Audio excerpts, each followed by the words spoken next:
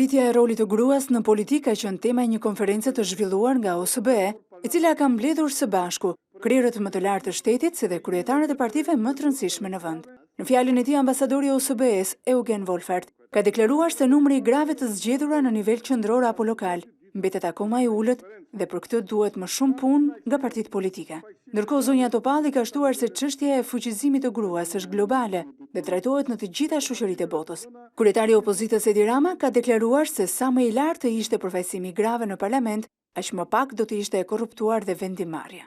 Për kryetarin e LSI Ilir Metën, mbështetja e grave duhet të jetë prioritet i çdo force politike, por jashtë temës së konferencës, një vonesë të zonjës Topalli në këtë aktivitet, për shkak të një tjetër impenjimi të saj, Rama e lidhi me vonesën në integrimin e Shqipërisë. Për gra, po pse këto gjëra burrë edhe vjen? Mama e zëvin kur e vonoi integrimin,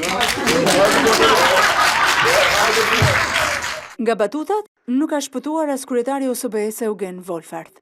Unë e falenderoj ambasadorin, besoj që është puna më e mirë që ka bërë deri tani në Shqipëri, që ka mbledhur kaq shumë gra për këtë mision që OSBE-ja e ka marrë me seriozitet